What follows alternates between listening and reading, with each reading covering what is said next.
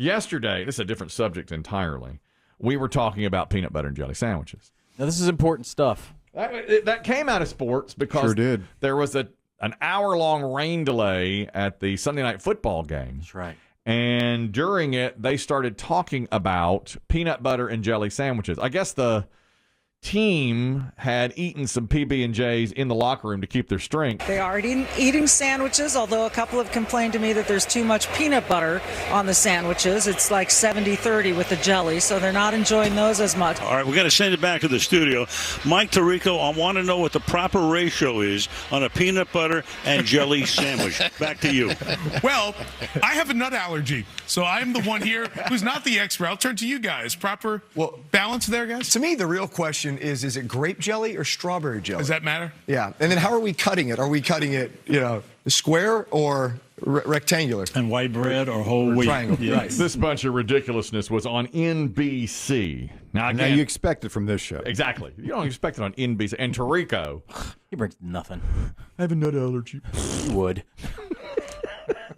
The stuff you guys say about him off air. I do not like Tarico. I've never liked Tarico. I think he's milquetoast. I think he brings. When we look back at the great broadcasters in 50 years, he ain't one of them. He ain't one of them. That's exactly. His name will not come. Sure, he's a nice guy, I guess. But anyway, we talked about peanut butter and jelly for a while, and Biggie and I were anti Chris, Demm, and Dave. They said we want more peanut butter.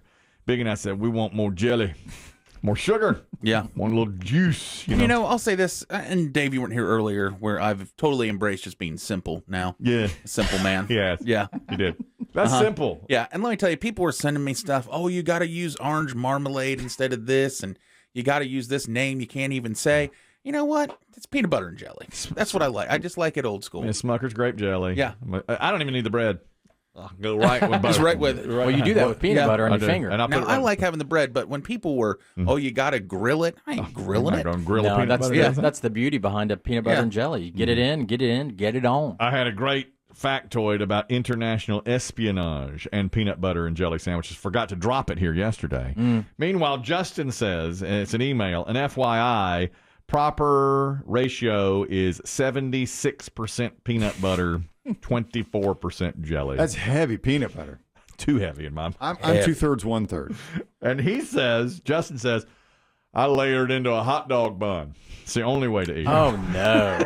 Sacrilege. No. Hot dog buns for one thing. There was a thing on the old original Sesame Street. Now, I wasn't a little kid when Sesame Street came on. I was in second or third grade. And our school had one TV.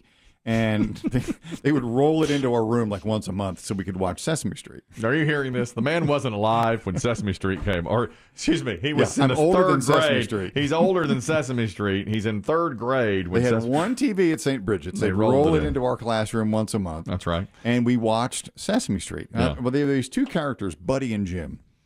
They were only on there for a season or two.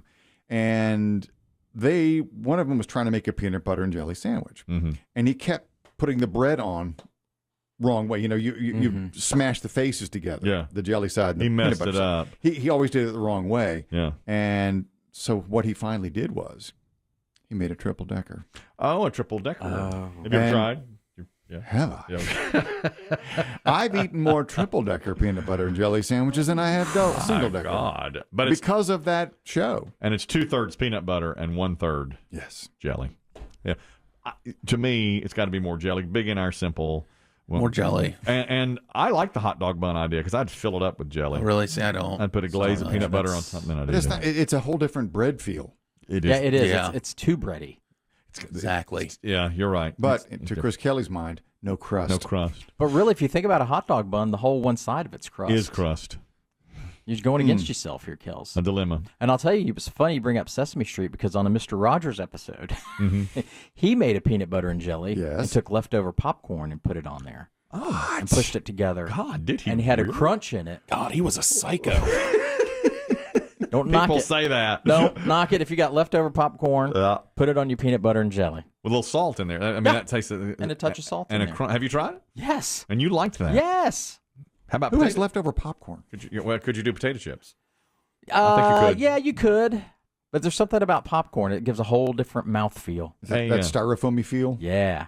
A U.S. Navy engineer and his wife have been charged with selling secret information about nuclear submarines to an undercover FBI agent who posed as an operative for a foreign country. They slipped him the information with a tiny microchip inside a peanut butter and jelly sandwich. That's how he got the information.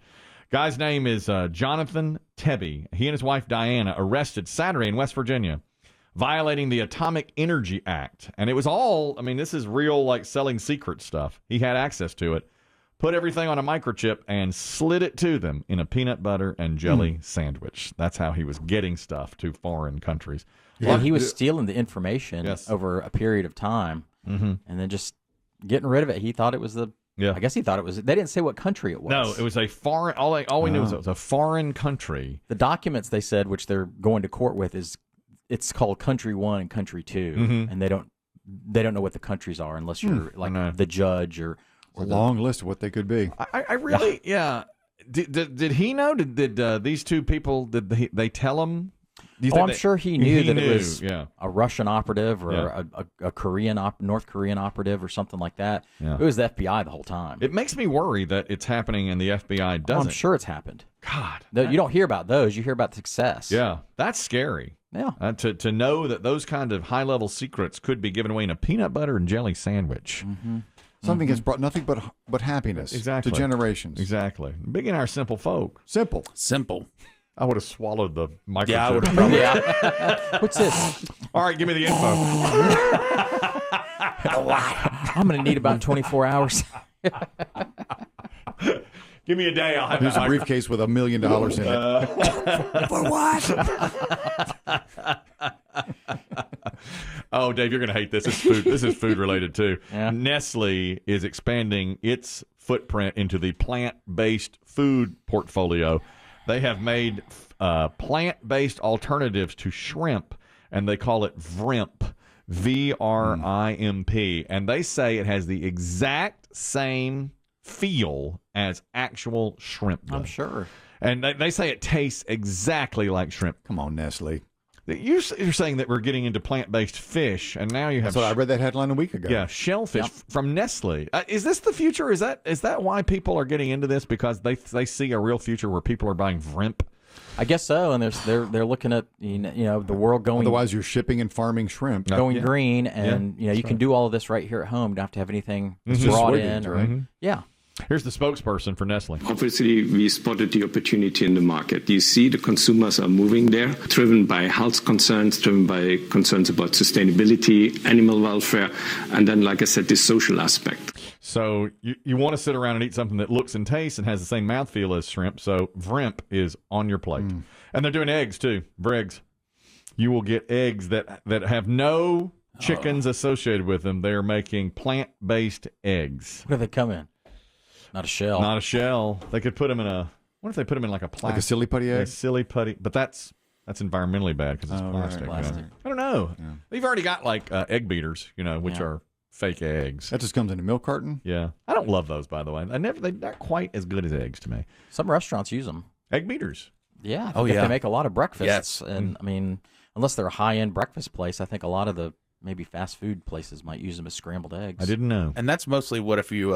go anywhere that has like an omelet station, you're looking at egg beaters there. Is that right? It's cheaper. That big, that pitcher of that big ladle of pitcher. Yeah, that's egg beaters. That's not. They're not cracking those and scrambling them fresh back there. Really? Yeah. When I went to what was that place? A couple of years. McDonald's. Yeah. Is it a resort? Clown out front? It was a resort. Oh, it was for a friend's birthday. Yeah, anywhere. Oh, yeah. They have an omelet. They were cracking eggs. They were doing. Really? Yeah, if you see them do it. Oh, where you shot Skeet? Yes. That place. Yeah, they do. Everything there has to be. Oh, that's real stuff. Yeah, you're at that price point. You're getting real. Yeah, that's eggs. Farm raised beef. Yeah, I'm sorry. When I say omelet station, I'm thinking like where I go, Golden Corral. Oh, I'm sorry. No. Where nothing's golden, there is no corral. This what is that place called? I went there. I shot Skeet. Yeah. I had a massage. I did the spa. You didn't want to shoot pistols, is that right? That's right. Or smoke cigars with the fellas? Correct. We were done with Skeet, and they were like, all right. Or trap or whatever it was. It was now it's on to pistols and brandy. And I said, well, guys, I'm going to go back. I don't. I got some scores. I'm going to go back to the spa with the ladies. With the gals. Yeah. I sat in the hot springs with the ladies for about 3 hours. And the guys came back all drunk. Yeah. Smelling of the outdoors and cigars. Sharing stories. With a grouse over his shoulder. Guess what? UNLV won. You gals have a nice time. We did. Hello, ladies. I had the terry cloth robe on, sitting there. Knock the cucumbers off your eyes. Well, they're here. They're here.